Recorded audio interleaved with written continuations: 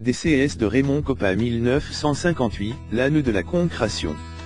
Une Coupe d'Europe des clubs champions avec le Real Madrid, puis surtout une pop légendaire avec les Bleus au Mondial et un ballon d'or décroche dans la foulée, le premier de l'histoire par un joueur frané. L'année 1958 constitue l'apogée de la carrière de Raymond Kopa, décédé vendredi LGE de 85 ans.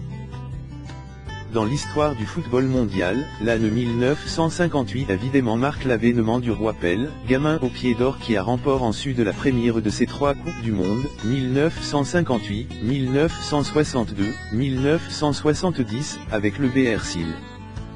Mais dans la mémoire collective franaise, c'est la bande de Raymond Kopa, 26 ans à l'époque, et Juste Fontaine, qui a marqué les esprits avec une 3e place historique, meilleure performance ralliée par les Bleus dans la compétition avant le sacre de 1998.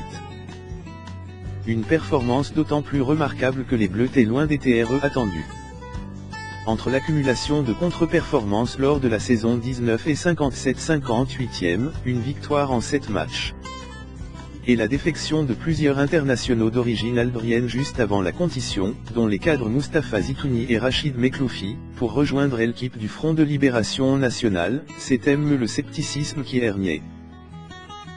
Et pourtant, Kopa, fort de son statut de premier joueur frané avoir remporté la prestigieuse Coupe d'Europe des clubs champions en 1957, avec le Real Madrid, et son conre de l'attaque Juste Fontaine, bien entourés par l'ossature du stade de Reims, vont dynamiter les défenses adverses une. Ils ont d'abord trié le Paraguay, 7-3, avant de disposer de l'Écosse, 2-1, et de balayer l'Irlande du Nord en quart de finale, 4-0.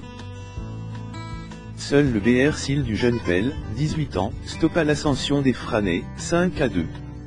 Au cours du match pour la 3e place contre l'Allemagne, 6-3, Fontaine, auteur d'un quadruple qui lui a permis de s'emparer du record du nombre de buts dans une Coupe du Monde, 13, laissa Kopa tirer le pénalty du 3-2, signe de l'influence de Napoléon, technicien hors pair mais aussi meneur d'hommes, respect de ses coéquipiers.